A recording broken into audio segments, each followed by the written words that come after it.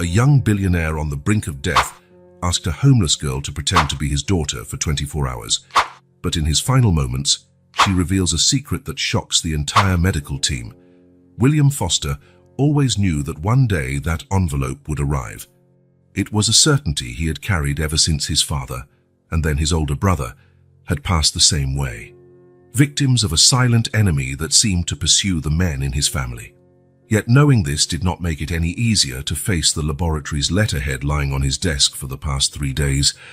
The city was waking up lazily on that October morning, and from his office on the 20th floor, William observed the people below, tiny dots hurrying along, unaware of the drama unfolding high above them. His fingers drummed on the manila envelope in a nervous dance that betrayed his outward calm. "Enough," he murmured to himself, tearing the seal in one quick motion.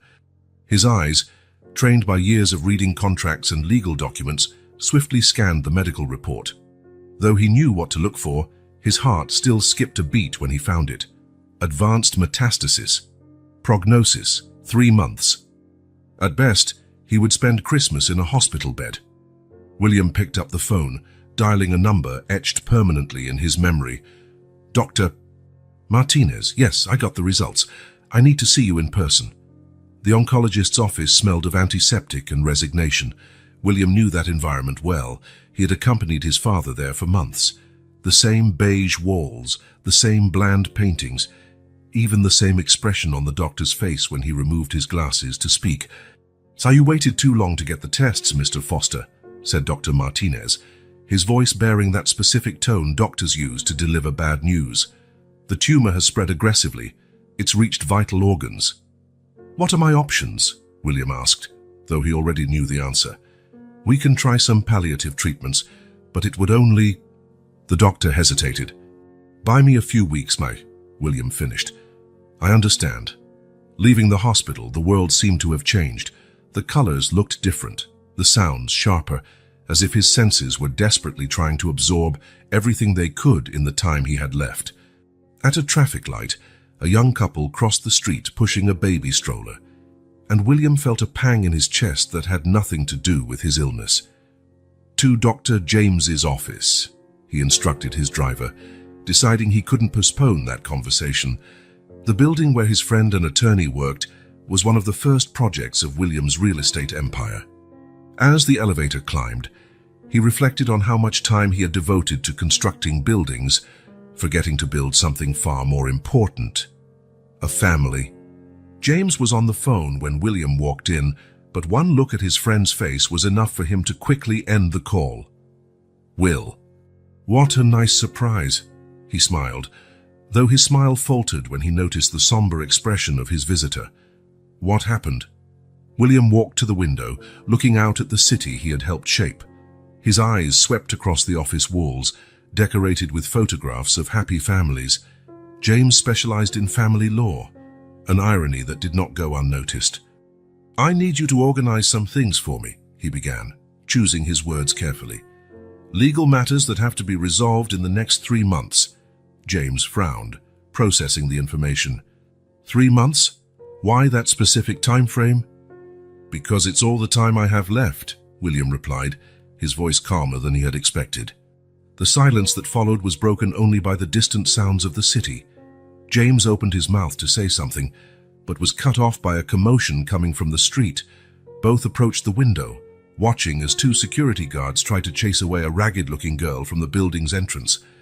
William watched the scene with growing interest. The girl could be no more than 12, and there was something about her face and framed by dark, disheveled hair that struck him as strangely familiar. Even after being driven away, she didn't leave. She simply sat on a nearby bench, hugging her knees to her chest. "Does she come here often?" he asked, without taking his eyes off the lonely figure below. "For a few weeks," James replied, clearly unsettled by the change of subject. We need to talk about your tests, about what we can do." "You know what's funny?" William interrupted him, an idea starting to form in his mind. "I've spent my entire life building places for other people to live, raise families, live their lives. And I never stopped to build that for myself." His eyes remained fixed on the girl below, who had now taken a tattered book out of her backpack and was reading, oblivious to the looks of passers-by. Something in that scene, her solitude echoing his own, awakened in William a feeling he hadn't experienced in a long time. Purpose. Maybe, he said more to himself than to James, there's still time to do something that really matters. James approached his friend, placing a hand on his shoulder. Will, you're not thinking straight. We need to focus on your treatment, on your options. My options? William laughed without humor. Did you hear what I said? 3 months, James. There are no options to consider. Their discussion was interrupted by James's secretary, who came in with a folder of documents. William took the opportunity to say goodbye, promising to come back the next day to handle legal matters. As he left the building, he paused for a moment, watching the girl who was still reading on her bench. She looked up briefly, meeting his gaze. It was only an instant, but William felt something indescribable, like fate was giving him one last gift, one last chance to make a difference. In his car, on the way home, William made a decision. He would not spend his remaining months in a hospital surrounded by doctors and nurses. He would not waste what little time he had left on treatments that would only prolong his suffering. No, he would use this time to do something meaningful, something that could, in some way, make up for the years he had wasted chasing only material success. He grabbed his phone and typed a message to James. Tomorrow, when I come back, I have a different proposal to discuss. Something that will change everything. He put the phone away and leaned back in his seat, closing his eyes. For the first time since he had opened that envelope, William Foster smiled. Maybe the end wasn't really an end. Maybe it was just the beginning of something much greater. For 3 days, William observed the girl. From his office window, he saw how she always arrived around 9 in the morning, carrying a worn-out backpack that seemed to contain all her belongings. Sometimes she read a battered book. Other times, she simply watched people pass by, as though studying their patterns and routines. The security guards had given up chasing her away. The girl never caused trouble, never begged for money. She merely occupied her small spot on the bench in front of the building. William noticed that she always wore the same jacket, far too thin for the fall turning into winter, and that her dark hair desperately needed a cut and a comb. On the morning of the 4th day, rain was falling mercilessly on the city. From his office high above, William searched for her in her usual spot, but the bench was empty. Then he saw her, huddled in the entryway of a closed shop across the street, trying to shield herself from the cold droplets. Something inside him broke. "Cancel all my appointments for today," he instructed his secretary over the intercom. "All of them?" William grabbed his umbrella and went down. In the elevator, his reflection in the mirrored wall made him pause for a moment. His impeccable suit, the expensive watch on his wrist, all the symbols of a life devoted to amassing wealth. And what good had it done? The rain was heavier when he stepped out of the building.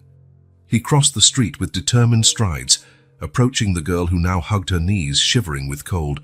"Hey," he called gently, shielding her with his umbrella. She looked up, startled. Up close, William noticed her deep brown eyes, distrustful but intelligent. There was something familiar in them that tightened his chest. "No need to be afraid," he said, staying back just enough not to frighten her further. "It's too cold to stay out here. How about a hot chocolate?" The girl remained silent, studying him with that penetrating look that seemed to see right through his successful businessman facade. "There's a cafe right on the corner." William pointed to a cozy establishment across the street. "We can sit by the window where everyone can see us. What do you say?" For a moment he thought she would refuse, but then her stomach growled audibly, and a slight blush tinged her pale cheeks. "Why?" she finally asked, her voice firmer than he expected. William considered lying, making up some story about charity or kindness, but something in those eyes demanded honesty. "Because I'm dying," he answered simply, "and because you remind me of someone I knew a long time ago." The girl blinked, surprised by his candor. Slowly, she got up, still keeping a safe distance. "I'm William," he introduced himself, starting to walk toward the cafe. To his relief, she followed. The cafe was warm and inviting, smelling of cinnamon and freshly brewed coffee. William chose a table by the window, fully visible to the passers-by. The girl sat so that she could see both him and the door, a habit that spoke volumes about her life on the streets. "What would you like?" he asked, handing her the menu. She hesitated, her eyes scanning the prices before muttering, "Just hot chocolate." "And a sandwich," William signaled to the waitress. "Actually, bring 2 sandwiches and a side of fries, and hot chocolate for both of us." As they waited, the silence between them was punctuated only by the sound of rain on the window and the soft murmurs of the cafe. "Emily," she said suddenly. "Sorry." "My name, it's Emily."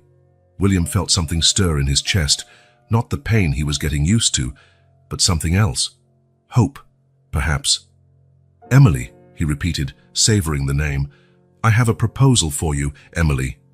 And I promise it's going to sound completely crazy." She tilted her head, intrigued, as the waitress arrived with their food. William waited until Emily took her first bite of the sandwich, which she tried, unsuccessfully, to eat slowly and politely before continuing. "How would you like to be my daughter for a day?" Emily stopped chewing, her eyes wide. 24 hours, William continued quickly. "You'd have a room all to yourself, warm clothes, 3 decent meals, and then, if you want to leave, I won't stop you. You can even keep the clothes and anything else you need." "Why me?" Emily asked, her voice barely above a whisper. William looked out the window, watching the rain that kept falling. "Because I'm alone. Because I have a house that's too big and too little time, and because when I look at you, I see a chance to do something right before the end." Emily set down her sandwich, studying him with that intensity that seemed unusual for someone so young. "What if I say no? Then we finish our hot chocolate, you take the other sandwich for later, and we never have to see each other again," he replied honestly. "It's your choice, Emily. It will always be your choice." Emily turned her attention to the hot chocolate, stirring the spoon slowly as she thought. The rain continued tapping against the glass, creating fleeting patterns she seemed to follow with her eyes. "A whole day?" she finally asked. "And then I can leave?" 24 hours, William confirmed. "And yes, you'll have total freedom to go afterward." Emily bit her lip, a gesture that made her look even younger. "Why should I trust you?" William took out his wallet and removed a business card, placing it on the table. "This is James Thompson, my attorney. You can call him right now if you want. He'll confirm who I am." The girl picked up the card, studying it carefully before putting it into the pocket of her tattered coat. Her fingers drummed on the table for a few seconds, a rare display of nervousness.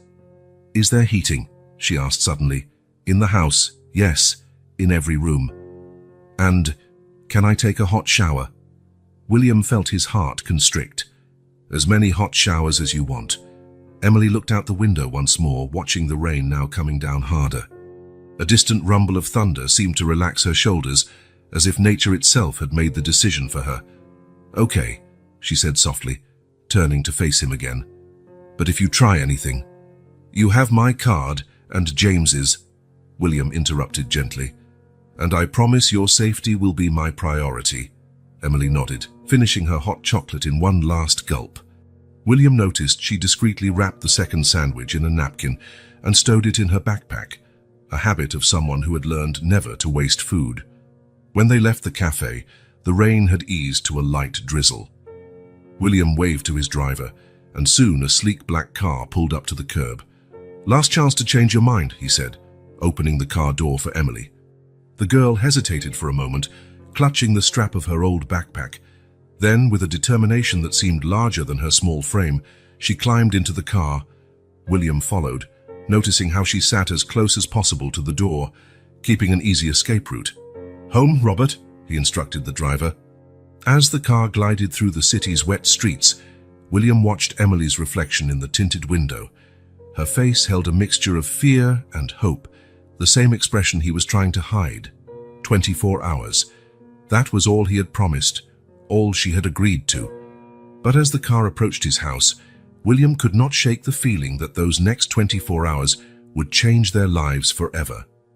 William's apartment occupied the top 2 floors of one of the city's most exclusive buildings. When the private elevator opened directly into the living room, Emily stood on the threshold, her eyes scanning the place with a blend of awe and distrust. "You can come in," William said softly. This will be your home for the next 24 hours. Emily took a hesitant step forward, her muddy sneakers leaving marks on the Italian marble floor. She noticed and stepped back, but William waved it off. Don't worry about that. Would you like to see your room first? She nodded, still clinging to her backpack as though it were a shield. William guided her down a corridor adorned with abstract paintings that probably cost more than a car. Here, he opened a door, revealing a suite larger than any space Emily had ever called her own. The bathroom is in there. There's hot water, clean towels, and, well, everything you need.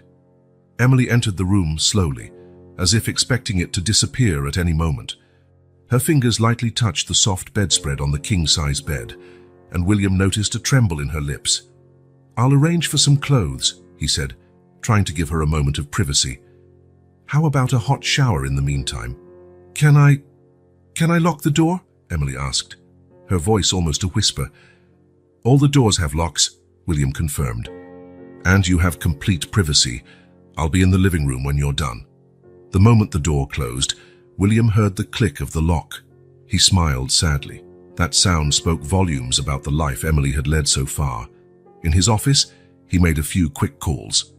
The first was to a department store that offered home delivery, the second to his favorite restaurant. When he returned to the living room, he could hear the sound of the shower running. 15 minutes passed, then 30. After 45 minutes, William began to worry, but resisted the urge to knock. Emily needed this moment. Nearly an hour later, the bedroom door opened. Emily emerged wrapped in a white robe that was too big for her, her dark hair still dripping. Her face was flushed from the hot water, and for the first time, William could see how pale her skin was beneath the layers of street grime. Feel better? He asked gently. Emily nodded, and a small smile, the first one, appeared on her lips. The water didn't run out. The simplicity of that observation made William's chest tighten. How many times had this girl dreamed of a single hot shower without limits? The doorbell rang, making Emily flinch instinctively. It's just the clothes, William explained quickly. I ordered a few things for you to choose from. Dinner should be here soon, too. A courteous saleswoman entered, pushing a rack with various clothing options. Emily watched in astonishment as the woman arranged everything in her room. Outfits, shoes, even pajamas. You can pick whatever you like, William said when the saleswoman left. Everything there is yours. Emily touched a blue cashmere sweater as if it were made of gold. All of it, he confirmed. I'll let you get dressed. When you're ready, we can have dinner. In the living room, William watched the city lights come on as night fell. The sound of soft footsteps made him turn around. Emily stood there, wearing new jeans and the blue cashmere sweater she'd admired. She had combed her hair, which now fell in dark waves around her shoulders. It's perfect, he smiled. Dinner arrived soon after. A selection of dishes William thought a child might enjoy. Pasta, grilled chicken, potatoes, buttered vegetables. Emily sat at the formal dining table looking tiny in the tall-backed chair. Eat as much as you want, William said, noting how she eyed the abundance of food. And any way you like. Emily needed no further encouragement. She began to eat with a hunger she tried unsuccessfully to hide behind polite gestures. William pretended not to notice when she discreetly stashed a piece of bread in the sleeve of her new cashmere sweater. Tomorrow, he said casually, pouring himself some water, I thought we might go buy a few more things. You'll need a warmer coat for winter. Emily's fork stopped mid-air. But our deal was just for today. And it still is, William assured her. But the clothes are yours no matter what you decide tomorrow. Emily lowered her gaze to her plate, now half-eaten. Why are you doing all this? William considered his response for a moment. Because when I was your age, I promised myself that if I ever had the means, I would help someone the way people helped me. Emily looked up, surprised. You went through hard times too. More than I like to remember, William replied, pushing his plate aside. I lost my parents very young. If it hadn't been for a few good people who crossed my path, he let the sentence trail off, lost in memories. What happened after that? Emily asked, her curiosity overcoming her shyness. I studied hard. Worked even harder. Built all this. He gestured around the apartment. But you know something. Sometimes a hot meal and a safe place to sleep are worth more than all these expensive paintings. Emily nodded, understanding. Her gaze wandered around the luxurious living room until it stopped on the grand piano by the window. Do you play? She asked. William smiled. I used to. It's been a while. He stood up and walked to the instrument. Want to hear? Emily followed, sitting on the edge of the piano bench as William took his seat. His fingers touched the keys softly, and the first notes of Fur Elise filled the air. My mum, Emily began, then stopped, biting her lip. William kept playing, giving her space to continue or not. She used to hum this song, Emily finished quietly, her voice almost a whisper. William noticed how her eyelids were growing heavy, the day's exhaustion finally catching up. I think it's bedtime, he said gently, closing the piano lid. Emily didn't protest when he led her back to the bedroom. She paused at the door, hand on the doorknob. William? Yes? Thank you. For all of this. Good night, Emily, he smiled. Sleep well. Later, in his own room, William could hear the silence of the apartment that, for the first time in years, didn't feel empty. He picked up his phone and typed a message to James. Remember when you asked what I plan to do with the time I have left? I think I finally found the answer. He placed the phone on the bedside table and closed his eyes. The pain in his chest, a constant presence in recent days, seemed a little less important now. In the room across the hall, a girl who trusted no one had locked her door and, for the first time in a long while, would sleep in a warm, safe bed. Sometimes, William thought before drifting off, 24 hours can be enough to change two lives. William woke to the smell of coffee. For a moment, he was disoriented. He hadn't woken up to that aroma in years, not since his housekeeper had retired. Then he remembered Emily. He found her in the kitchen, on her tiptoes, trying to reach the shelf with the cups. She wore the same jeans as the day before, but had swapped the sweater for a simple t-shirt. Good morning, he said, causing her to startle. Sorry, I didn't mean to scare you. I just thought I'd make some coffee, Emily replied, stepping back from the shelf. But I shouldn't have touched your things. It's no problem. William grabbed 2 cups and set them on the counter. Actually, I was thinking of having breakfast out today. I know a great bakery nearby. Emily hesitated, looking at the coffee maker she had already turned on. William noticed her concern. But since you already made coffee, it'd be a shame not to drink it, he added, sitting down at the counter. Then we can go out afterward. The coffee was too strong, but William drank it without comment. Emily remained standing, sipping from her cup and watching him with that keen gaze that had become her trademark. The 24 hours, she began, end exactly when? Technically at 2 in the afternoon, William said, checking his watch. But like I said, you can stay longer if you want, or leave earlier. Emily nodded, processing the information. And where are we going? I thought we'd buy a few things you'll need. A decent coat for starters. William paused, feeling the familiar twinge in his chest. He ignored it. Then maybe we can grab some ice cream. Emily's face lit up for an instant before returning to its cautious expression. But William had noticed that brief moment of childlike happiness she tried to hide. Outside, Emily walked half a step behind William, her eyes alert to every movement around them. The shopping center was only a couple of blocks away, but she seemed nervous about going inside. Too loud? William asked, noticing her hesitation. Too many people, she muttered. We could go to a smaller store, he suggested. There's one near here that... A new, sharper pang made him stop mid-sentence. Emily noticed immediately. Are you okay? I just need to sit for a minute, William said, finding a nearby bench. The world tilted slightly when he sat down. Emily stood awkwardly by his side, shifting her weight from one foot to the other, clearly torn between concern and her instinct to keep her distance. Finally, she sat beside him. Is this why you're dying? She asked in a low voice. Yes, William replied, taking a deep breath as the pain subsided. But don't worry, I still have some time. How much? Enough to make sure you have a warm coat for winter, he smiled, rising slowly. Shall we? The store they chose was small and cozy, Emily tried on several coats until she found a navy blue one that looked like it was made just for her. When she looked in the mirror, a genuine smile broke free. "How you look like a real student now," William commented. Emily's smile faded.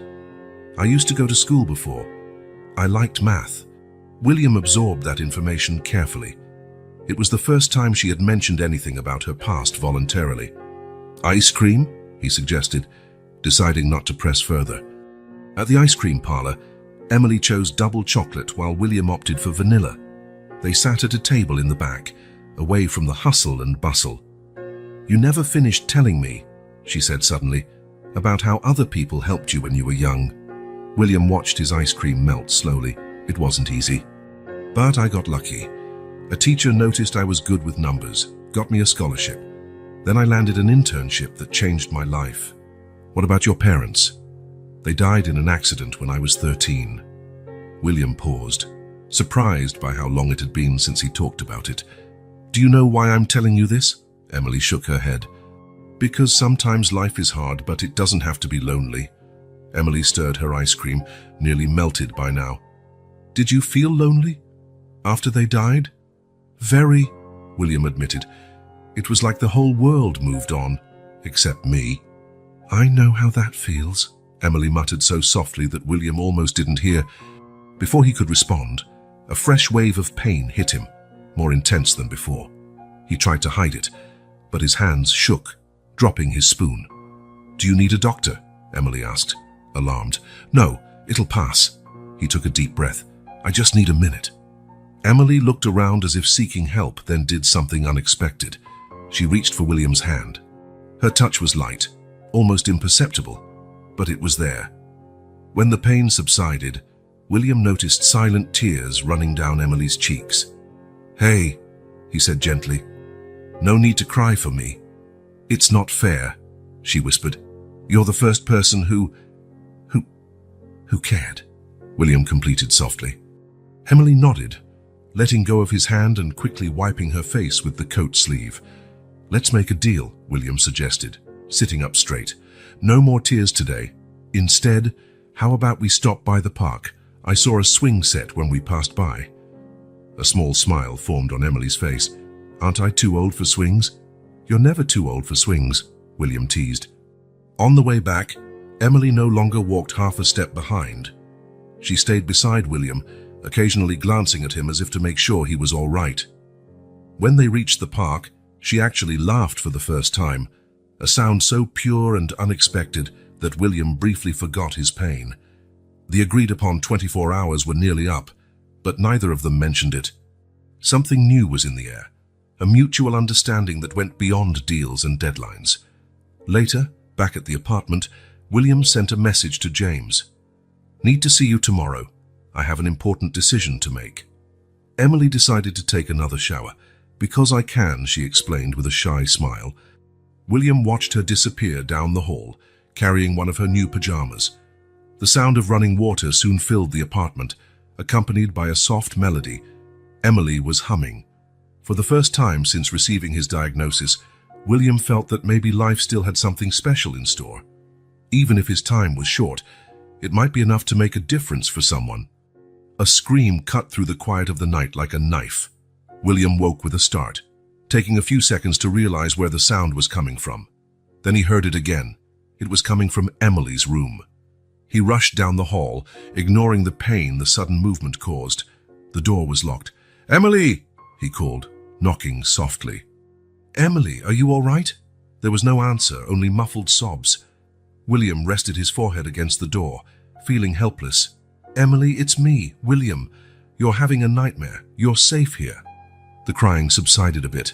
After a few moments that felt like forever, William heard the lock click. He opened the door slowly. Emily was curled up on the corner of the bed, hugging her knees. Her face was streaked with tears, her hair tangled from restless sleep. "May I come in?" William asked softly. She nodded, still trembling. William sat on the edge of the bed, keeping some distance. "Do you want to talk about it?" Emily shook her head no, then paused as if changing her mind. "It was about the orphanage," she whispered. William waited, letting her continue in her own time. Sometimes, she went on, her voice so low he had to lean in to hear, when the kids cried at night, they would lock us in the dark basement. The anger William felt was so intense, he had to breathe deeply to control it. How long did they keep you there? In the basement or the orphanage? She asked. Both. Emily picked at a loose thread on the blanket, winding it around her finger. In the basement. The longest was a whole night. In the orphanage. She hesitated. For as long as I can remember, but I ran away 6 months ago. And before the orphanage? William asked gently. Emily's face closed off. I don't want to talk about that. That's okay, he assured her. How about some hot chocolate? She nodded, following him to the kitchen like a small shadow. William prepared 2 mugs while Emily sat at the counter, her bare feet swinging without reaching the floor. You know, William began while the milk heated, when I was a kid after my parents died, I had nightmares too. What did you do? I learned to play piano, he smiled, pouring the chocolate. Music helped push the fears away. Emily blew on her drink, thinking, my mom, and she used to sing to me. It was the second time she'd mentioned her mother. William noticed how her eyes grew distant when she spoke of her. What songs did she sing? I don't really remember, Emily answered too quickly. It was a long time ago. William sensed the lie but didn't comment. Instead, he picked up his mug and walked over to the piano. Emily followed after a moment's hesitation. Want to learn a simple tune, he offered. Emily sat beside him on the bench, setting her mug on the piano. William showed her how to position her fingers, teaching her the basic notes of Ode to Joy. While she tried to repeat the sequence, William noticed a small scar on her wrist, partially hidden by the pajama sleeve. Emily realized he was looking and quickly pulled the sleeve down. It was an accident, she muttered. Emily, William said softly, you know you can trust me, right? She stopped playing, her hands trembling slightly above the keys. You're going to die, she said abruptly, just like everyone else. The harshness of that truth, stated so simply, hit William like a punch. Yes, he admitted, but not right now. Not today. Promise. I promise. William played a few soft notes, and I also promise that, for as long as I'm here, I'll do my best to protect you. Emily looked at him, her eyes glistening with tears she refused to let fall. Why? Because sometimes people come into our lives exactly when we need them, William replied. I needed to find you as much as you needed to find me. Emily pondered his words, her fingers idly pressing random keys on the piano. At the orphanage, she began hesitantly, there was a lady who sometimes brought us cookies. She was the only nice person there. What happened to her? She stopped coming. Like everyone else, Emily shrugged, trying to appear indifferent, but William could see the hurt in her eyes. That's why I ran away. I got tired of people leaving. William felt the weight of those words. He would leave too, sooner than he wanted. But maybe he could do something different before that. Emily, he said gently, can I ask you something about your mother? She tensed immediately. I don't want to talk about her. All right, William relented. But if you ever do want to, I'll be here to listen. Emily yawned, the adrenaline from the nightmare wearing off. William noticed the dark circles under her eyes. Think you can go back to sleep? She bit her lip, clearly uneasy. What if the nightmare comes back? How about leaving a light on? I can play the piano softly until you fall asleep. Emily considered the offer. Could you play that piece from yesterday, the one my mum... She stopped, realizing she had revealed more than intended. For Elise, William smiled kindly. Of course. Back in her room, Emily tucked herself under the covers while William turned on the bedside lamp. The gentle notes of the piano drifted down the hall, creating a bubble of peace in the otherwise tumultuous night. Later, after making sure Emily was sound asleep, William returned to his own room. He picked up his phone and sent another message to James. I need you to look into an orphanage, and also I need more information on a woman named Anne. I'll explain tomorrow. Lying in bed, William could feel the familiar pain in his chest, but something stronger now, purpose. Maybe he couldn't change his fate, but he still had time to change Emily's. In the silence of the night, their shared secrets hovered like musical notes left hanging, waiting for the right moment to be revealed. Emily woke up late the next morning, the sun already high. William had left a note in the kitchen. "I went to take care of some things. Be back soon. There are pancakes in the oven." After breakfast, she began exploring the apartment more thoroughly. In William's office, a bookshelf packed with books caught her attention. Among volumes on economics and architecture, she found an old photo album. Meanwhile, in James's office, William discussed his plans. "Are you sure about this, Will?" James asked, concerned. "It's a huge responsibility." "Yes, I'm sure, but I need you to investigate a few things first." William's phone buzzed, a message from the housekeeper telling him Emily was going through the office. He wrapped up the conversation with James and headed home. He found Emily sitting on the office couch, an old photo album in her lap. His heart skipped a beat when he saw which page was open. Anne. The flashback hit him like a wave. 6 years earlier. "It can't be that bad," William laughed, trying to make Anne taste the risotto he had prepared. "You burned the rice, Will," she protested, her brown eyes gleaming with amusement. "How does someone burn rice?" He pulled her closer, kissing her neck. "We can order Chinese." Again, she pretended to protest, but was already reaching for the phone. The afternoon sun came through the kitchen window, lighting up her dark hair with reddish highlights. William grabbed the camera. He always kept one handy back then. "Smile," he said. Anne turned, that smile he loved so much brightening her face. Click. It would be their last photo together. Present. "I'm sorry," Emily's voice brought him back. "I shouldn't have been snooping." "It's all right," William approached, sitting beside her. His eyes studied Emily's face, and, for the first time, he noticed the shape of her eyes, how her hair fell. How had he not seen it before? "Who is she?" Emily asked, looking at the photo. William picked up the picture carefully. "Someone who was very important to me." "What happened to her?" "She left," he answered simply, watching Emily's reaction. "Sometimes people have their reasons." Emily kept staring at the photo, apparently unaware that William was scrutinizing her. But he noticed small details, the slight tilt of her head, exactly like Anne. The way she furrowed her brow when concentrating. A sharp pain in his chest caught him off guard. William leaned on the couch arm, trying to mask it. "Are you okay?" Emily asked, worried. "I just need my meds," he managed. "Top drawer." While Emily rushed to get the medication, William looked at the photo again. It couldn't be a coincidence. The timing, the similarities. He grabbed his phone and typed a message to James. "I need you to dig up anything about Anne, urgently. Also, look for records of a child." Emily returned with the pills and a glass of water. Her small hands trembled slightly as she helped him. "Thank you," he said, noticing how she bit her lip. Another gesture identical to Anne's. "Should I call a doctor?" William shook his head, putting the photo back into the album. He had so many questions, so many suspicions, but he couldn't confront her yet, not without proof. "How about we order Chinese?" he suggested, noting how her eyes, Anne's eyes, lit up. Later, after Emily went to bed, William stayed up looking at old photos of Anne on his laptop. Each image seemed to scream the truth his heart already suspected, but he needed absolute certainty before taking any action. His phone vibrated, James replying, "You won't believe what I found. We need to talk first thing tomorrow." William closed the laptop, his mind racing with possibilities.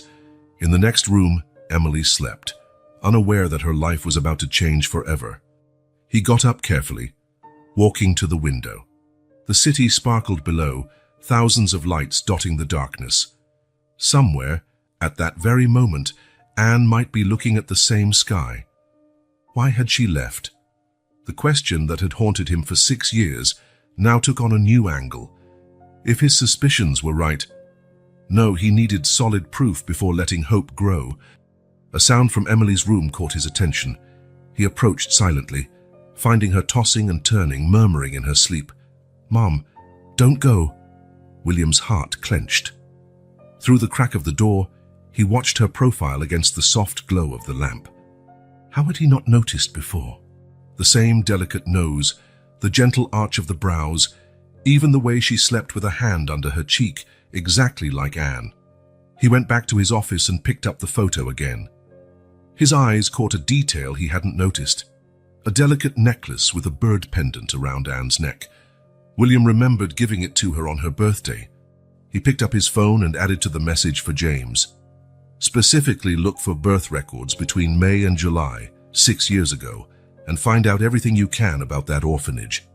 The pain in his chest returned, milder this time, like a constant reminder his time was running out. William took a deep breath, carefully putting the photo away. "Tomorrow," he whispered. "Tomorrow we start putting this puzzle together." In his bedroom, lying on the bed but far from sleep, William let his mind wander through the what-ifs. What if Emily was indeed? If Anne had left because... If all this time... Fate had a strange sense of humor, he thought. Right now, when his time was nearly up, life presented him with this extraordinary possibility. But maybe that was exactly why Emily had crossed his path. His last thought before drifting off was a silent prayer, that he would have enough time to find out the truth, time to fix the past, time to give Emily the future she deserved. The doorbell rang during breakfast. Emily was devouring her pancakes with strawberries, her new favorite breakfast, when the sharp buzz made her jump in her chair. "I'll get it," William said, noticing her discomfort. But before he could reach the door, he heard a familiar, irritating voice from the foyer. "William, your doorman told me you're sick. Why didn't you tell us?" Sarah, his sister, entered the apartment like a whirlwind, followed by her husband, Richard. Emily immediately shrank in her chair, her eyes assessing the newcomers. "Sarah," William greeted curtly. "What a surprise." "Surprise?" Sarah arched a perfectly shaped eyebrow. "Is that how you welcome your only sister when she rushes over after hearing your—" She trailed off upon noticing Emily. "And who is this?" William instinctively placed himself between his sister and Emily. "This is Emily. She's staying with me." "Staying with you?" Sarah laughed, but her eyes were calculating.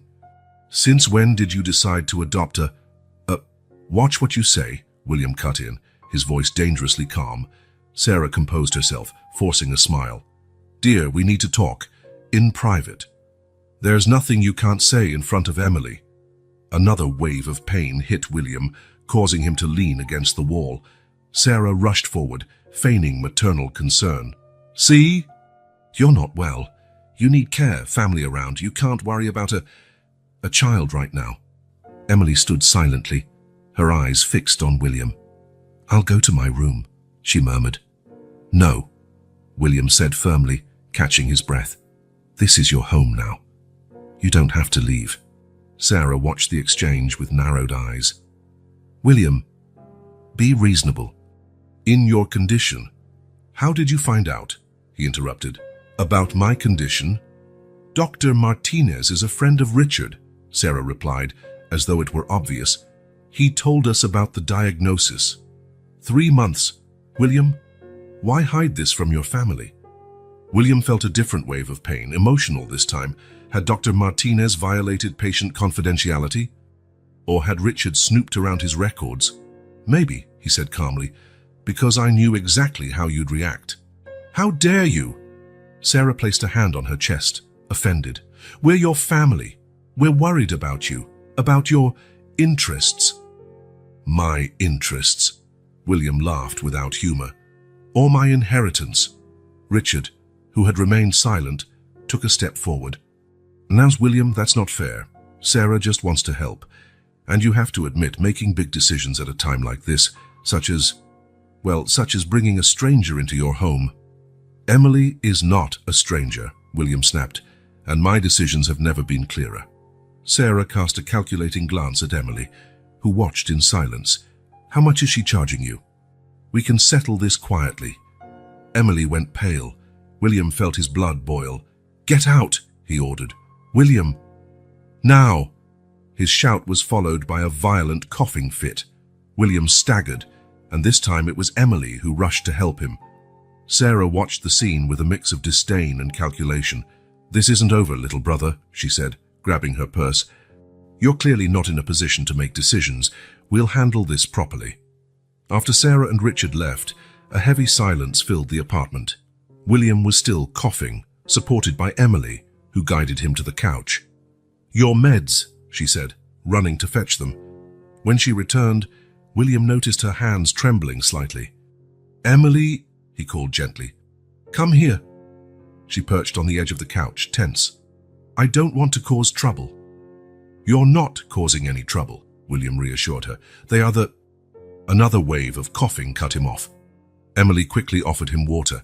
"I need to call James," he managed between sips. "Right now." Emily handed him the phone. William typed quickly. "Sarah found out. We need to speed things up. Come as soon as you can." "They're going to make me leave?" Emily asked in a low voice. "No," William answered firmly. "They don't have that power. But she's your sister, and you're far more important than she is." Emily stared at him, surprised by the conviction in his voice. William seized the moment to really look at her. Anne's eyes. That same determined expression. He needed to protect her, and quickly. The intercom buzzed. It was James. "Send him up," William instructed. Then, turning to Emily, he said, "James is the only family I trust. He's here to help." While they waited, Emily moved a bit closer on the couch, a subtle but telling gesture of the trust she was choosing to place in him. "William," she asked hesitantly, "what did your sister mean by handle it properly?" "Nothing you need to worry about," he reassured her, though his mind was already racing with possibilities. Sarah never gave up easily, especially when money was involved. James arrived minutes later, carrying a thick folder. His face was serious. "We need to talk," he said, looking pointedly at William. "About a lot of things." William nodded, understanding what went unsaid. The discoveries about Anne would have to wait. They first needed to defend against Sarah. "Emily," William said gently, "could you give us a minute?" She stood, still hesitant. At the doorway, she turned back. "You promise?" she asked, her voice small. "Promise I won't have to leave?" "I promise," William replied, and at that moment he knew he would do anything to keep that promise. "You're my family now." After Emily left, James opened his folder. "Sarah has already taken legal steps. She's questioning your capacity to make decisions." William closed his eyes briefly. The war had begun, and he had so little time. But when he reopened them, determination shone there.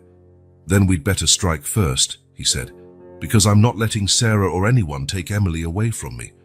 Not now that I've finally found her."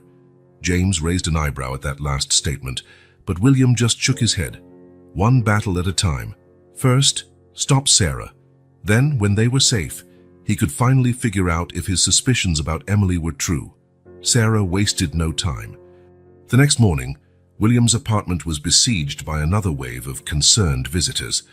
Michael, his older brother, arrived first, followed closely by Aunt Margaret. "Will, be sensible," Michael said, sitting in the living room as though he owned the place. "You're not thinking straight." William stood by the window, deliberately turning his back on his family. Emily had taken refuge in her room the moment she heard unfamiliar voices. "It's funny," William commented, his voice calm. "How long has it been since I've seen you all? 2 years? 3? "Oh dear," Aunt Margaret interjected, her perfume overpowering. "You know how busy life can be. But family is family." "Family," William repeated with a bitter smile. "And how much did Sarah pay you to come?" Michael stood, offended. "That's insulting. We came because we care." "You care about my money, you mean?" The tension in the room was palpable. Sarah, who had been strategically silent, finally spoke. "Will, we only want what's best for you. This girl, she came out of nowhere. How can you trust her?" William turned to face his sister. "And how can I trust any of you?" At that moment, a sound came from the hallway. Emily was there, pale but resolute. "Can I get you some water?" she offered politely. William's heart swelled with pride. Even frightened, Emily was trying to show she wasn't what they assumed. "No, dear, thank you," Aunt Margaret replied with fake sweetness. "But since you're here, why don't you tell us about yourself, about your family?" Emily froze. William stepped forward, but another voice interrupted. "I think that's enough interrogation for one day." James stood at the door, folder in hand. William hadn't noticed his arrival. "Oh, the attorney," Michael sneered. "Always defending the wrong interests." "The only interests I defend are my clients," James replied calmly, placing his folder on the table. "And since you're all here, you can see this." He pulled out some documents. "This is a court order preventing any interference in William's personal affairs. And this," he produced another paper, "is a medical report attesting to his full mental capacity." "This is ridiculous," Sarah exploded. "He's sick. He can't—" "He can," James interrupted. "And he will. Emily stays." "But she's a stranger," Michael protested. "No, she isn't," William answered firmly. "And if you keep pushing, you'll find out exactly how much power I still have." Sarah narrowed her eyes. "Is that a threat?" "I'm setting boundaries," William corrected. "Now, if you'll excuse me, I'm tired. James can show you out." Aunt Margaret rose, adjusting her expensive coat. "This isn't over, William." "Yes, it is," he replied. "Unless you want me to revise my will right now." The silence that followed was deafening. One by one, they left, shooting venomous glares at Emily, who stood strong beside William. As soon as the door closed, William staggered slightly. The strength he had shown was more front than fact. "Sit down," Emily urged, guiding him to the couch. The determination on her face reminded him so much of Anne that it hurt for more reasons than his illness. James locked the door and returned with a glass of water. "They won't give up easily," he warned. "I know," William replied, taking a sip. "Sarah has always been obsessive when it comes to money. And now she's got Michael and Margaret on her side." Emily sat near William, closer than usual, a small act of courage after what had just happened. "Why do they hate me so much?" she asked. "They don't hate you," William explained gently. "They hate what you represent. The possibility of losing the inheritance they believe they deserve." James cleared his throat, drawing William's attention. "There's more. Sarah hired a private investigator." William felt Emily stiffen beside him. "To investigate Emily?" James nodded. "I've got people monitoring the situation." "But—" he hesitated, looking significantly at William. "They might find out things even we don't know yet." William understood the message. If his suspicions about Emily and Anne were correct, Sarah's investigation might reveal the truth first. "I need some rest," William said, carefully standing. "James, stay for dinner. We have a lot to discuss." "Of course." "Actually," James opened his folder again, "I brought some documents we need to review about Emily's guardianship."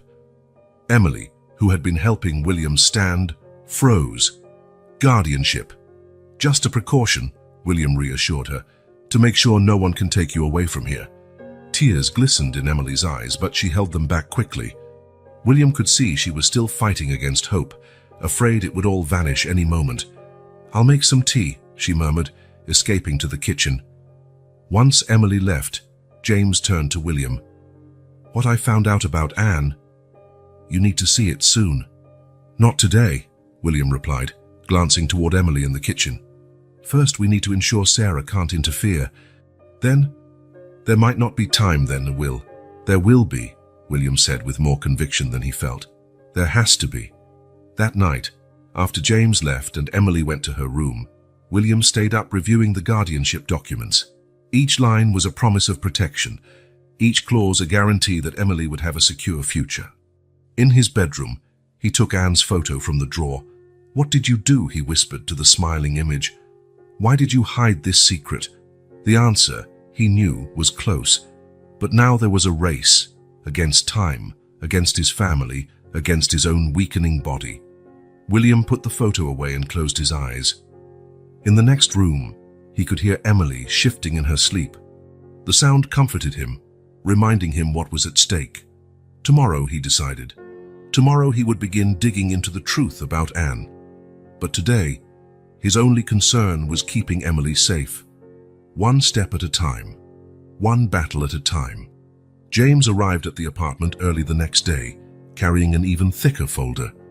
Emily was at school, a decision William had made right after securing her provisional guardianship, and the apartment was quiet. "I found her," James said without preamble as soon as he sat down. William, who had been gazing at the city through the window, turned slowly. Anne? Not exactly. James opened his folder. I found her records. William, she passed away 2 years ago. The world seemed to stop. William leaned against the wall, his legs weakening. How? Cancer, James replied softly. The same type you have now. William closed his eyes.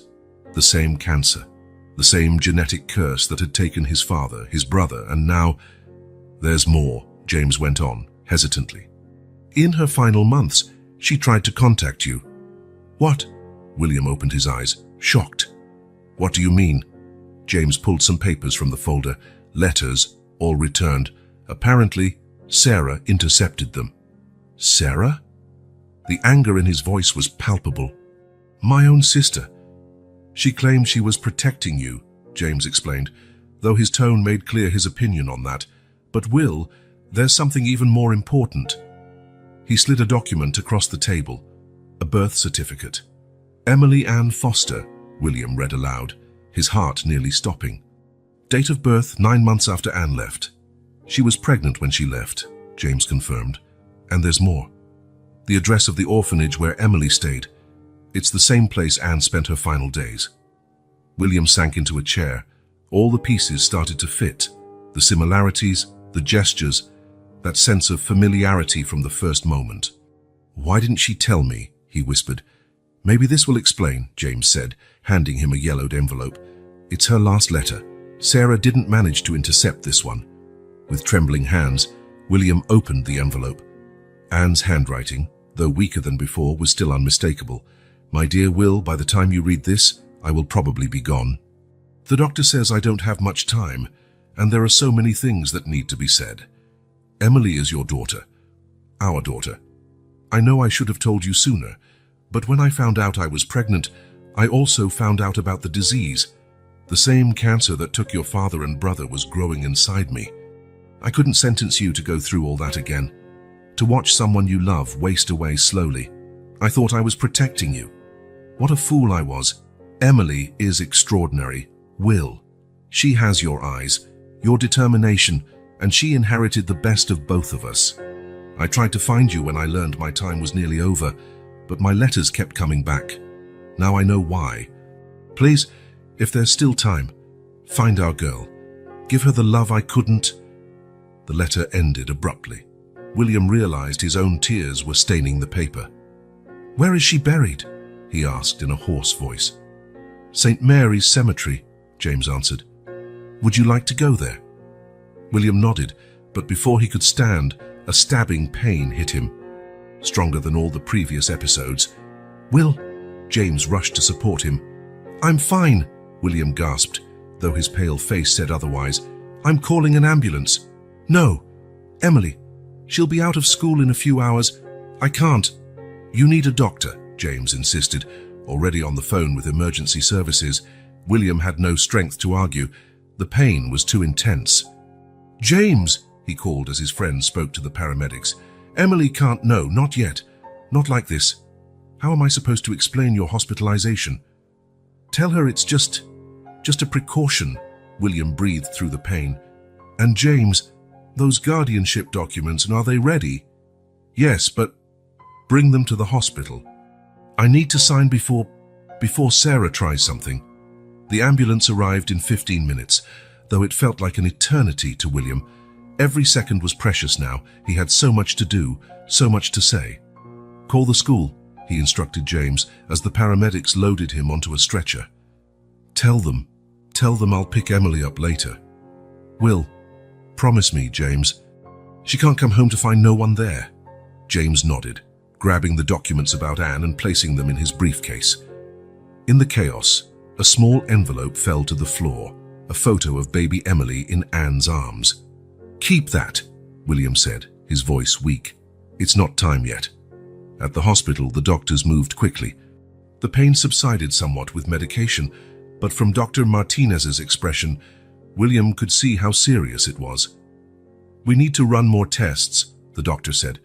The tumor might be... How long? William interrupted. Dr. Martinez hesitated. It's hard to say. How long? If we continue aggressive treatment, maybe a few weeks.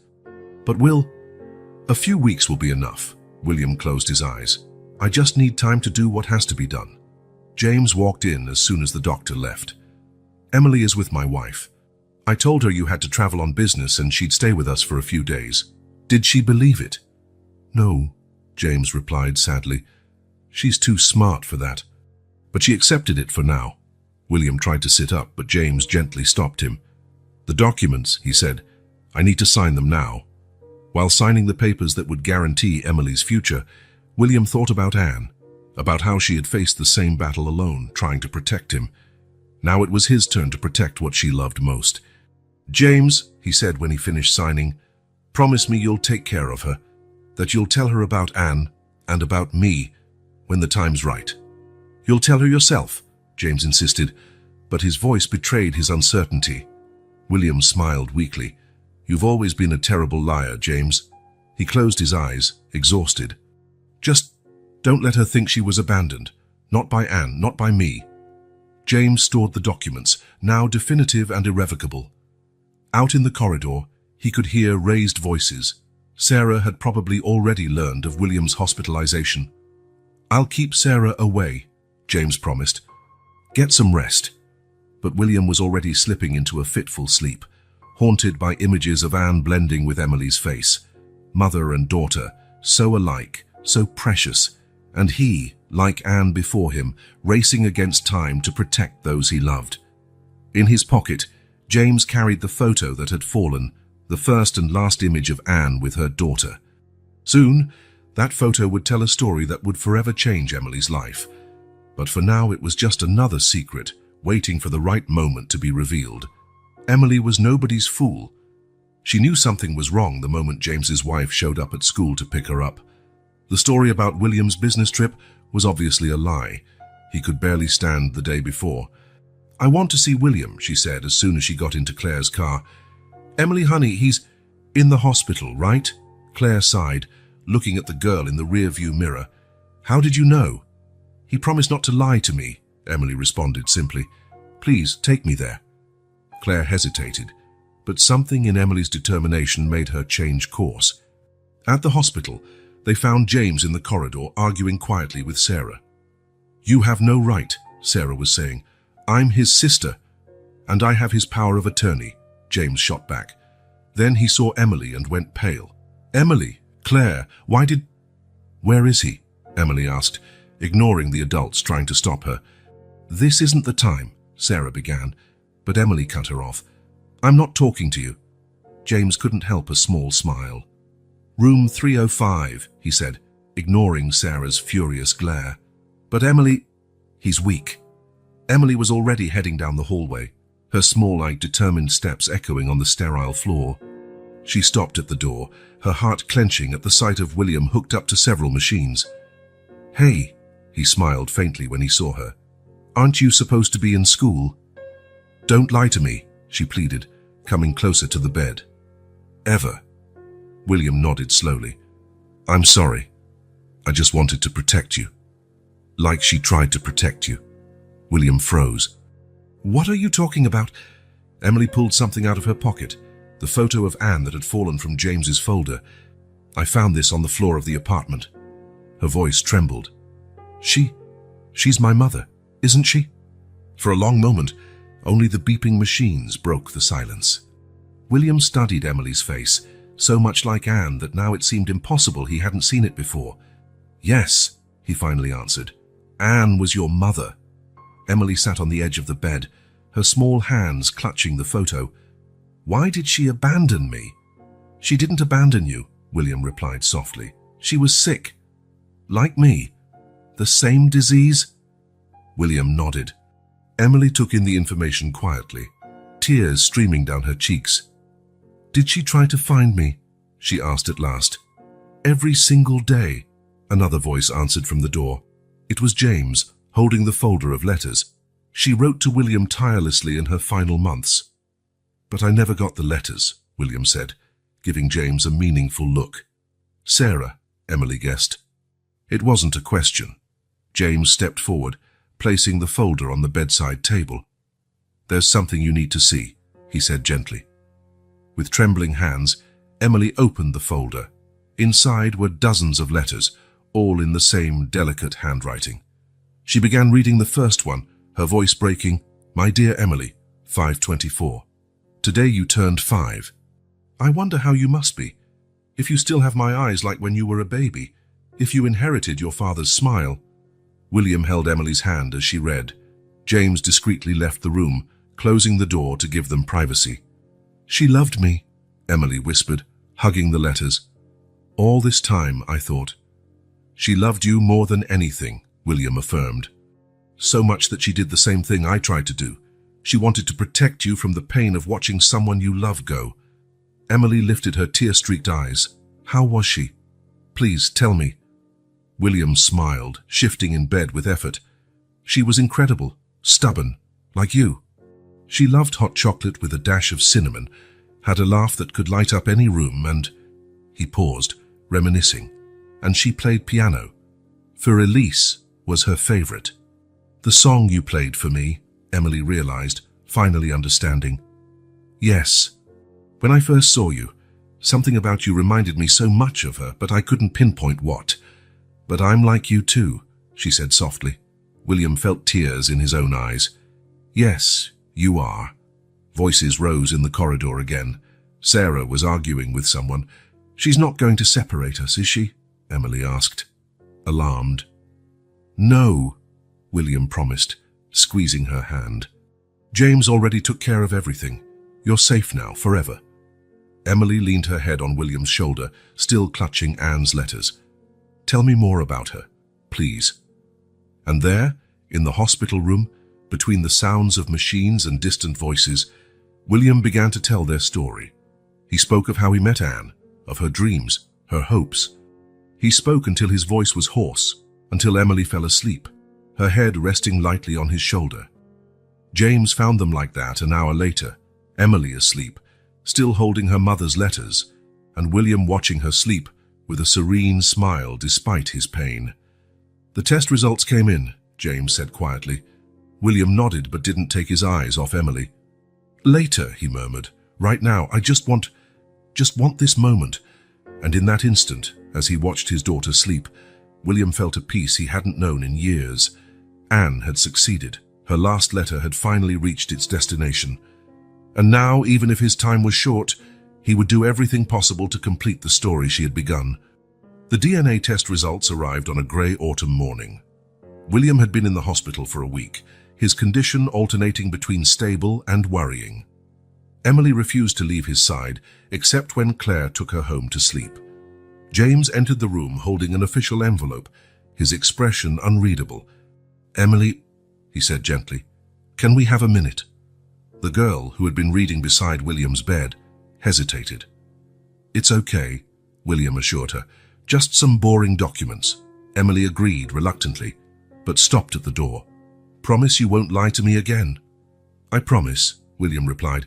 "Come back in 10 minutes." As soon as she left, James opened the envelope. It arrived earlier than expected. William tried to sit up, ignoring the constant pain. And 99.9% compatibility, James read. "There's no doubt, Will. Emily is your daughter." Even though he already knew in his heart, the scientific confirmation hit William like a wave. Silent tears ran down his face. "There's more," James continued. "I got the full records from the orphanage. Anne spent her last months there, volunteering. She was close to Emily the whole time, even though the girl didn't know." "Why didn't she tell me?" William asked, more to himself than to James. "Maybe she explains in this." James took out another envelope from the folder. "We found it among her personal effects. It's addressed to Emily." The letter was sealed, kept all these years waiting for the right moment. William held it like something precious and fragile. "Call her," he asked. Emily returned, her sharp eyes assessing the charged atmosphere in the room. "Have a seat," William said, patting the side of the bed. When she did, he handed her the envelope. "This is for you." "From your mother." Emily's hands trembled as she took it. "Did you read it?" "No, it's just yours." Emily opened the letter carefully, as if afraid it might disintegrate. The handwriting was the same as the other letters, but stronger, from a time when the illness had not yet weakened Anne. My beloved daughter, if you're reading this, it means you finally found your father, and knowing William as I do, I'm sure he's already discovered the truth. You must have so many questions, so much hurt. You have every right to hate me for keeping you two apart. But before you judge me, let me explain. When I found out I was pregnant, it was the happiest and most terrifying moment of my life. Happy because you were a miracle, the purest love I've ever known. Terrifying because that same day, I found out I had the same disease that took William's father and brother.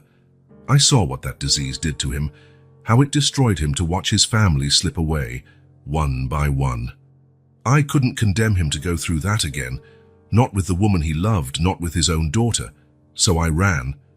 It was the hardest decision of my life, but I promised myself that one day, when you were older, I'd tell you everything. Fate, however, had other plans. The disease progressed faster than expected. When I knew my time was short, I tried to find William, but my letters never got through. In my last months, I managed to volunteer at the orphanage just to be near you, to see you grow, even from a distance. You had no idea who I was, but each of your smiles, every little achievement, lit up my days. Emily, my little warrior, I hope one day you can forgive me. And William. He is the most incredible man I've ever known. Give him a chance. You both deserve each other. With eternal love, your mother, Anne. Emily let the letter fall onto her lap, tears streaming freely down her face. William reached out, and she clung to his hand as if it were her lifeline. She was there, Emily whispered. All that time in the orphanage, she was there. Do you remember her? William asked gently. Emily closed her eyes, searching her memory. There was a volunteer. She always brought me books. She'd sit in the garden reading. She used to hum Für Elise while organizing the library. William squeezed her hand, feeling his own tears fall. James quietly slipped out, leaving father and daughter alone. The DNA test came back, William said after a moment. But I think we already knew, right? Emily nodded, a small smile appearing through her tears. Ever since that picture in your office, you have her same smile. She paused. Our smile. William pulled Emily closer, hugging her with all the strength his condition allowed. She nestled against his chest, still clutching Anne's letter. I'm sorry, he murmured into her hair. I'm sorry I wasn't there sooner. It wasn't your fault, Emily responded, just like it wasn't hers. At that moment, they heard raised voices again in the hallway. Sarah must have heard about the test results. She can't do anything now, can she? Emily asked, tensing up. No, William assured her. You're my daughter. Legally, officially, in every way that matters. Emily relaxed. Dad, she said for the first time, testing the word. William's heart swelled. Yes, daughter. Can we visit Mom when you get better? William swallowed the lump in his throat. They both knew getting better was becoming less likely, but neither was ready to face that truth. Of course, he said, and we can bring flowers, white roses, her favorites. Emily smiled through her tears. How did you know they're my favorites too? Because you're just like her. William pressed a kiss to her forehead. And just like me. The best parts of us both. Outside the room, James was keeping Sarah at bay, showing her the documents proving William's paternity and Emily's permanent guardianship. But inside those four walls, father and daughter had their own world, united not only by DNA but by something far stronger. The love Anne always knew would exist between them. Somewhere, William was certain Anne was smiling. Dad? Emily called again, tasting the word once more. Tell me more about Mom. And so, as the afternoon light faded, William began sharing all the stories he'd held onto for years.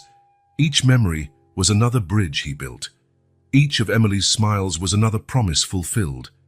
The truth, finally revealed, was not an end, but a new beginning for them both. In a makeshift office next to the hospital room, James arranged a stack of documents while William signed them methodically. Emily was at school, a routine they insisted she keep, despite her reluctance to be away from her father. Are you certain about this? James asked. watching William sign yet another document. It's practically your entire fortune. What better purpose could it serve? William replied, his voice weaker than before. I want her to have everything Anne and I couldn't give her before. James nodded, pulling out another set of papers. And Sarah? It's all in there. William pointed to a specific folder. Neither she nor anyone else in the family has any rights. Emily is my sole heir.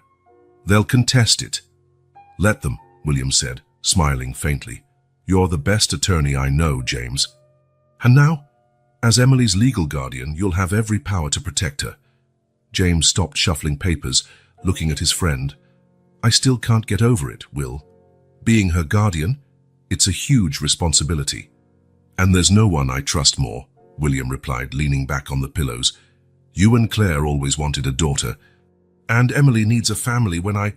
Don't finish that sentence, James interrupted. The doctors said the new treatment... James, William gently cut him off. We both know the truth. What matters now is ensuring Emily is protected. Footsteps sounded in the hallway. Emily came into the room, still wearing her school uniform, her face lighting up at the sight of her father. So how was class? William asked, quickly hiding the documents. Same as always, she shrugged, then smiled. I got an A in math. Of course you did, William smiled proudly. You take after your dad. Emily blushed slightly, still adjusting to these shows of paternal pride. She sat on the edge of the bed, pulling something out of her backpack. I brought something, she said, handing William a paper. It's an assignment I did for my writing class, about family. William took it, his hands trembling slightly. The title read, My Family, A Story of Love and Redemption. James discreetly stepped out, leaving them alone. As he read, silent tears slid down William's cheeks. Emily had written about Anna and about him, about how fate sometimes uses strange ways to bring people together. Is it good? She asked hesitantly. It's perfect, William replied, pulling her into a hug. Just like your mother, you have a gift with words. Emily nestled into his embrace, careful not to disturb the wires and tubes attached to him. Can I stay here tonight? William looked at James, who had returned to the doorway. His friend nodded discreetly. Of course, William said, but first, we need to talk about something important. Emily straightened, her expression turning serious. She'd learned to recognize that tone. James and Claire, William began gently, they've been really good to you, haven't they? Yes, she replied cautiously. They're nice. Emily, William held her hand. You know I'd do anything to stay with you forever. I know, she whispered, tears starting to form, but we have to be practical, just like your mother was. William took a deep breath. James and Claire will be your legal guardians. They'll take care of you, give you all the love and support you deserve. I don't want other parents, Emily declared, her voice wavering. You won't have other parents, William assured her. You already have parents, Anne and me. James and Claire will just be an extension of our family. Like Anne planned for me to be for you. Emily was silent for a long moment, processing. Can I still come see you every day? Every day, William promised, though both of them knew that promise carried a ticking clock. James moved closer, sitting in a chair by the bed. Emily, I want you to know we'll never try to replace your parents. We're just here to continue their love for you. Emily looked at James, then back at William. Can I think about it? Of course, William smiled. There's no rush. But there was, and they all knew it. Time was running out, just as it had for Anne. Later, after Emily had fallen asleep on the hospital sofa, William called James over. The school papers, he whispered so as not to wake her. Everything's set. Yes.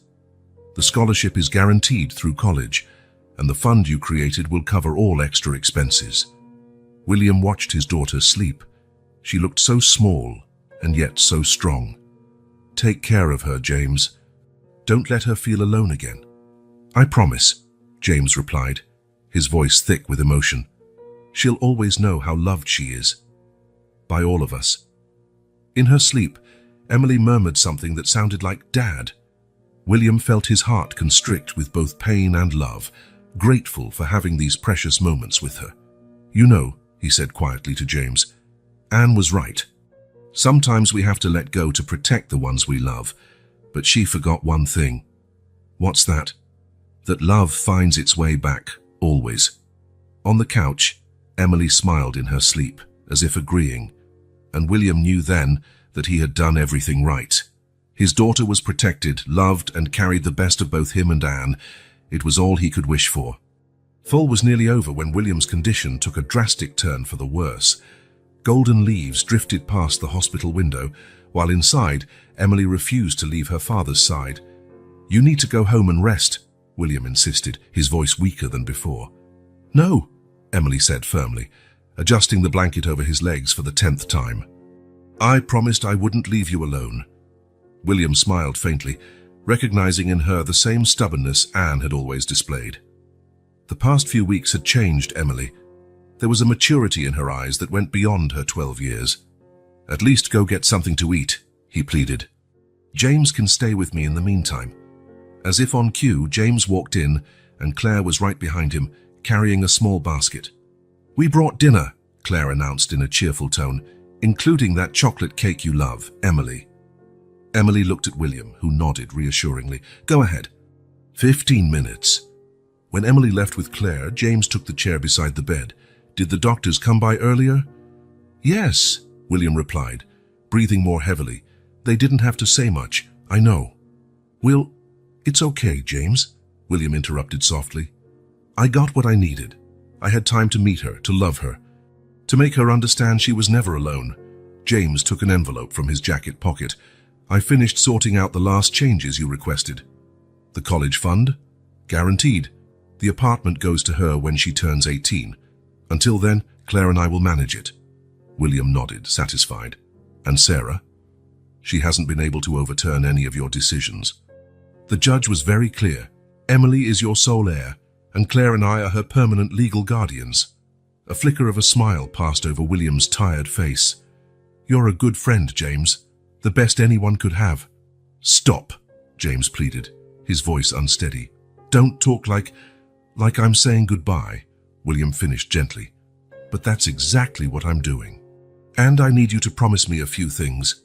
James took a deep breath, trying to control his emotions. "Whatever you want.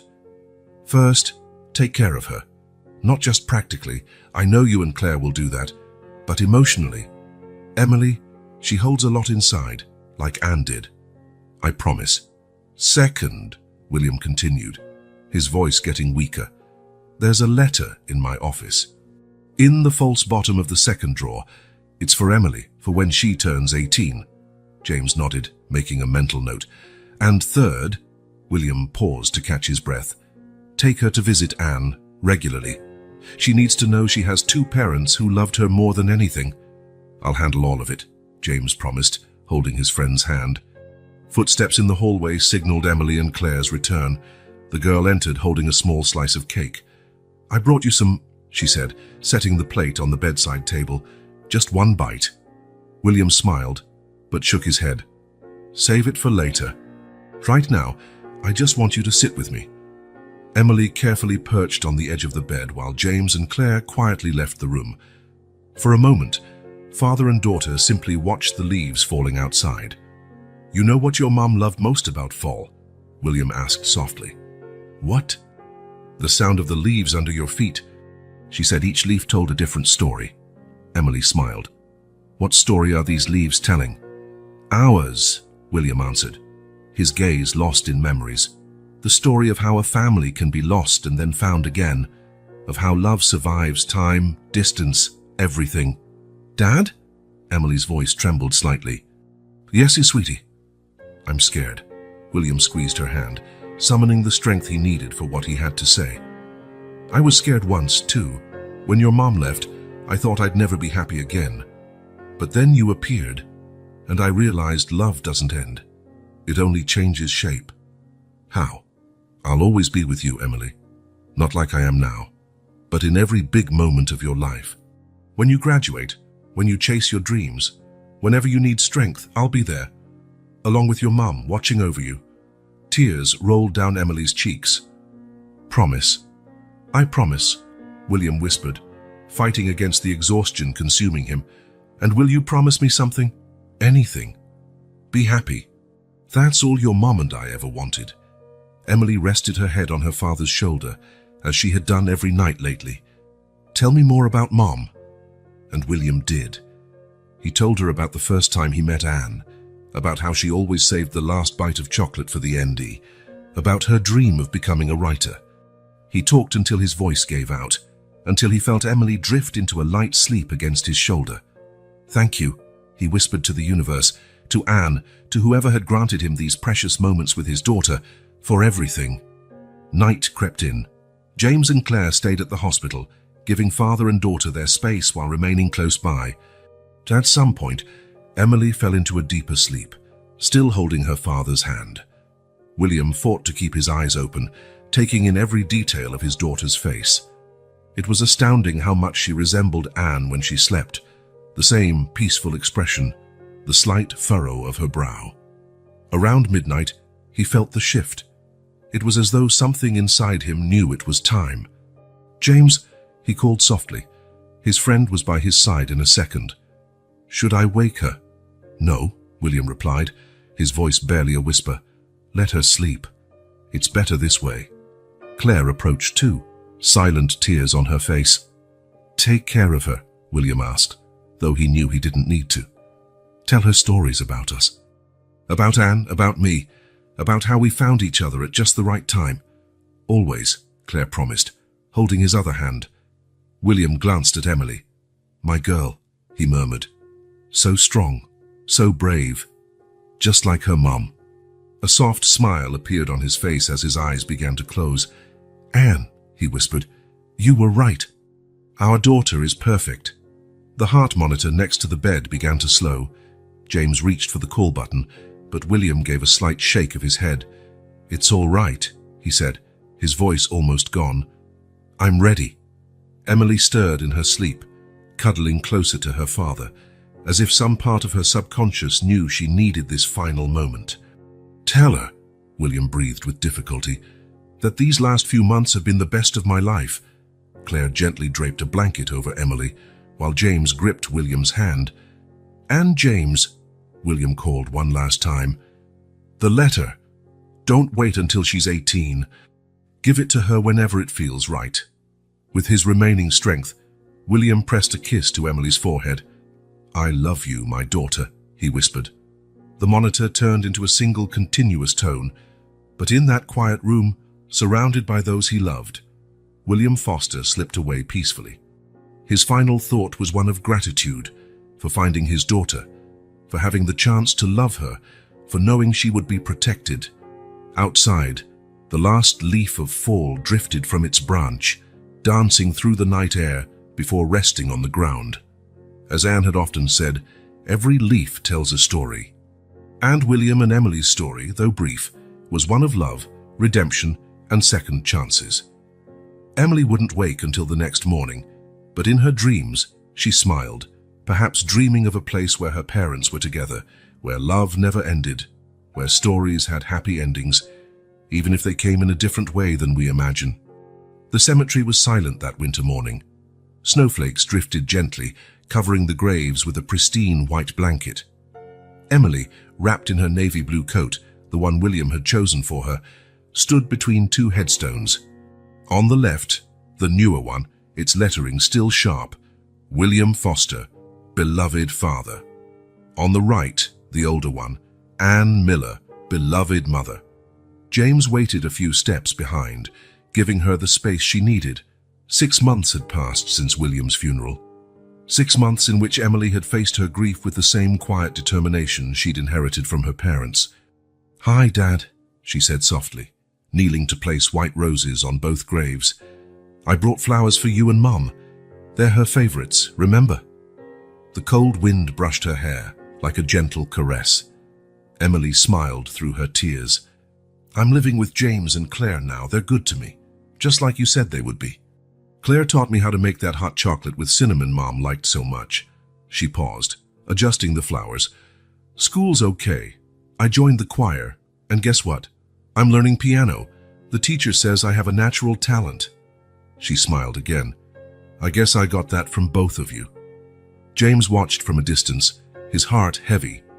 Emily came to the cemetery every week without fail, talking to her parents as if they could hear. And maybe they could. "It's time," he called gently when the snowfall grew heavier.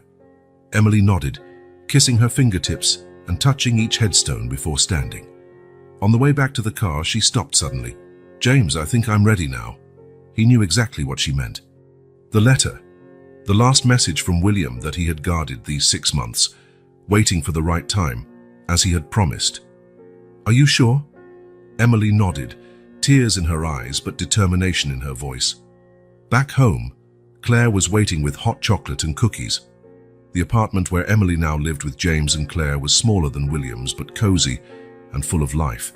Photographs covered the walls, some old, salvaged from William and Anne's belongings, others new, capturing Emily's first hesitant smiles in her new home. James went to his office and returned with a slightly yellowed envelope. "Your dad wanted you to have this when you were ready," he said, handing it to Emily. With trembling hands, she opened it. William's handwriting was firm, different from the shaky lines of his final weeks in the hospital. "My dear Emily, if you're reading this, it means you found your path. I know it wasn't easy. I know there was pain, unanswered questions, maybe even anger. But I hope there was also love. A lot of love. When I met you on that rainy day, I thought I was giving shelter to someone in need. I never realized I was finding my reason for being, the continuation of the story Anne and I began. Your mother and I made mistakes. Out of fear, out of pride, out of thinking we were protecting each other. But love, true love, always finds its way back. Emily, you are the best of both of us. Anne's strength, her courage in the face of adversity. My stubbornness, yes, it's a virtue. My passion for building something lasting. Never forget, you were never alone. Even in your darkest moments at the orphanage, your mom was there, looking out for you in the only way she could.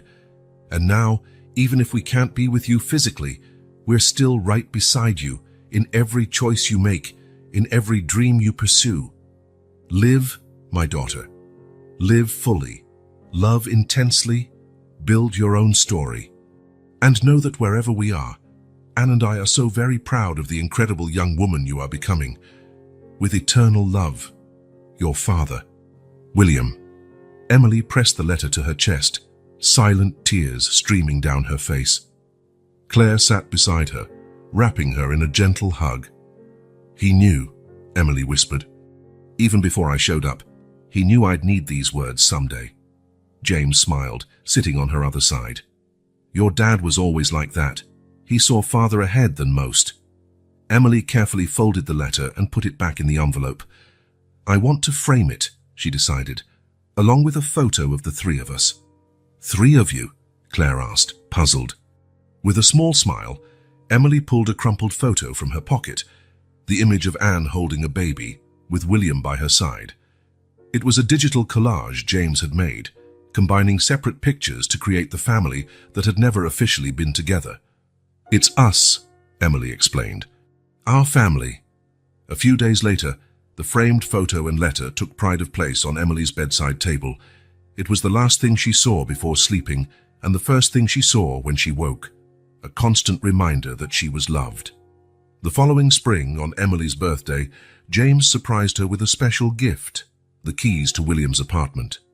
"You can't live there yet," he explained, "but you can visit whenever you want. It's your home too." Emily spent hours wandering through the rooms, touching objects her father had touched, sensing his presence everywhere. On the piano, she found sheet music annotated by William, songs he had planned to teach her. In her bedroom at James and Claire's place, now a teenager's room, Emily made a little corner dedicated to her parents.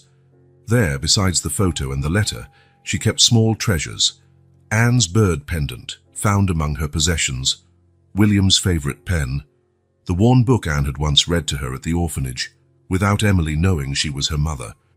At school, Emily excelled not just in math, like her father, but also in literature, her mother's passion. Her teachers noted an unusual maturity in her, a grasp of life beyond her years. "Where does this wisdom come from?"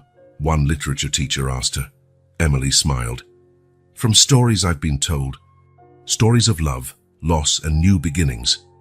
One sunny afternoon, 5 years after William's passing, Emily sat at the piano in the large, still empty apartment that would one day be hers. Her fingers glided over the keys, playing Für Elise, the piece that connected 3 generations. James, As, who had come with her, watched from the doorway. You know, she said without stopping her playing, sometimes I feel like they're here. Not in a sad or spooky way, just here. They are, James agreed. In your smile, your talent, in the amazing person you've become. Emily ended the piece with a gentle flourish, as William once did. I think I understand now, she said, closing the piano lid. Why Mom did what she did, why Dad found me. And why is that? Because sometimes we have to let go to protect the ones we love, but true love always finds its way back. She smiled, echoing William's words. Always.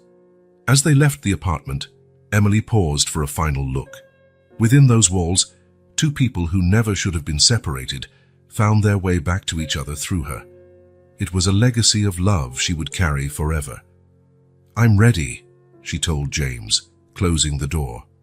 There was no sadness in her voice, only acceptance and hope. Outside, spring was bursting with color and new life. Emily Foster walked forward with her head held high, carrying William and Anne's love, not as a burden but as wings.